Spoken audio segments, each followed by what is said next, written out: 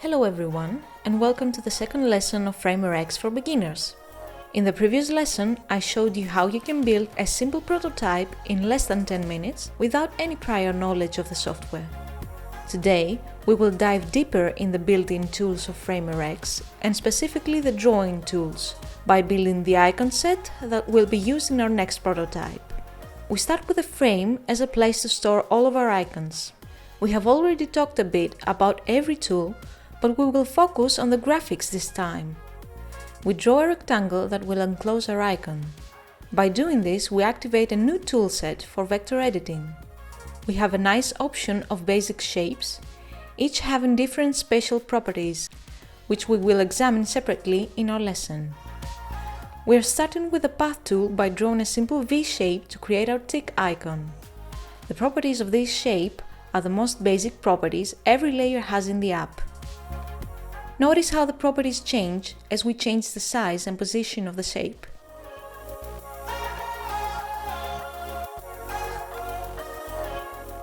We have an opacity control and a rotation property. We can change any property quickly by holding Command and dragging from the property arrows up or down. Finally, we have the option to flip our shape horizontally or vertically. To further customize our shape, we can double-click it.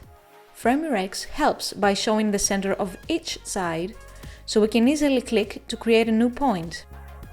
By selecting a point that shapes an angle, we can change its radius. There are also some options that help us manipulate each point. If we decide to have a curved angle, we can use a mirrored handle to alter its shape, and if we want more control, we can choose the disconnected handles.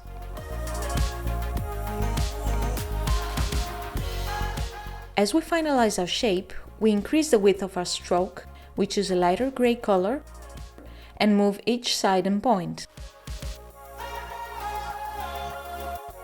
There are options for the shape's cap, either butt, round or square.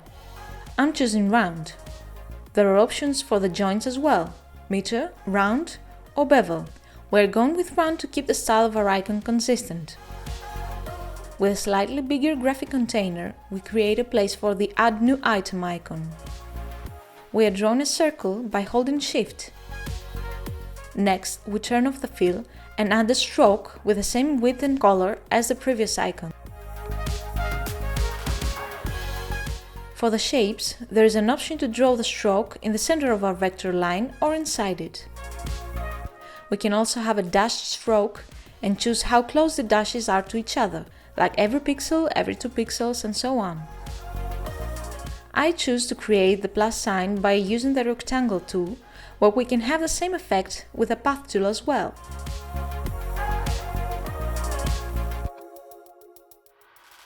By duplicating the first rectangle and rotating by 90 degrees, we have our plus sign.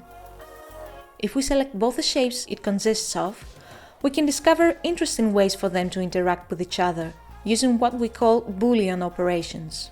We can unite, subtract, intersect, exclude, or join them. Unite adds the two shapes together.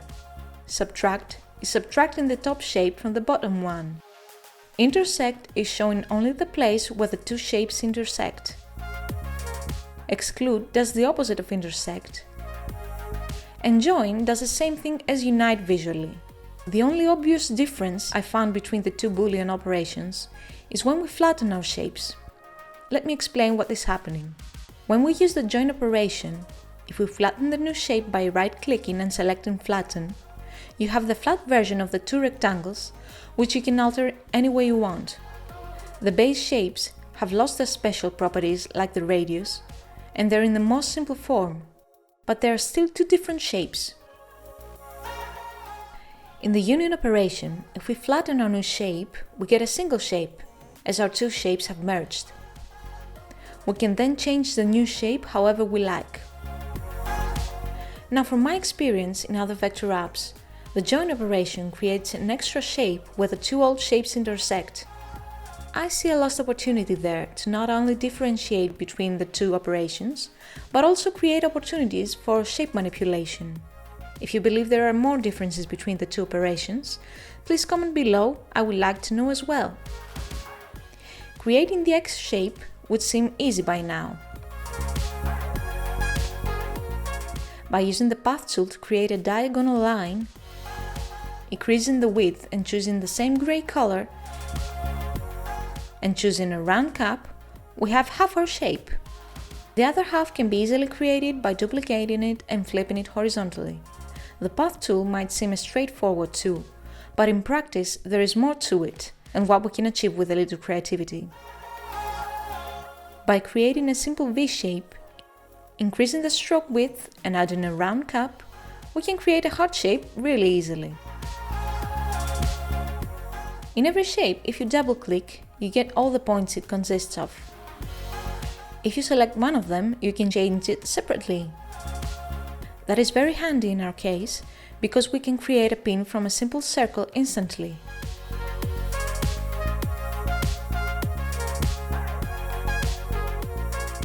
Adding another circle on top and using the exclude operation, we have our final icon in no time.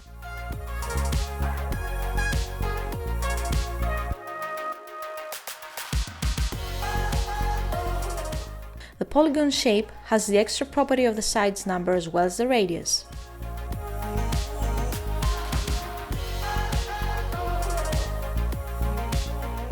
In the star shape, we can choose the number of points and their distance from the center of the shape.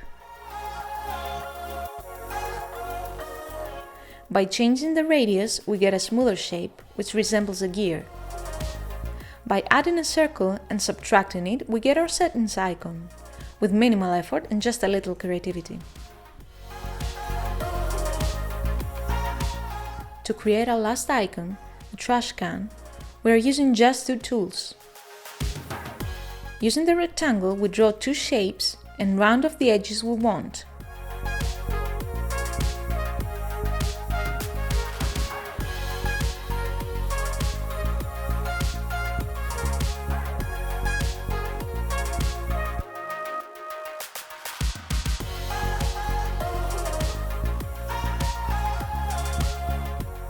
By adding 3 straight lines, using the Path tool, we create the distinct dents of the bin, and finish off by choosing our grey color.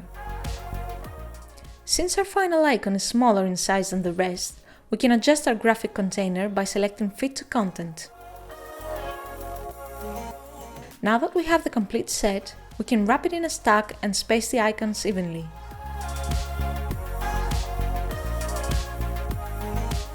We're now ready for the next part of our prototype, a Tasks app. We're going to examine interactive tools in detail and build an animated prototype without touching code at all.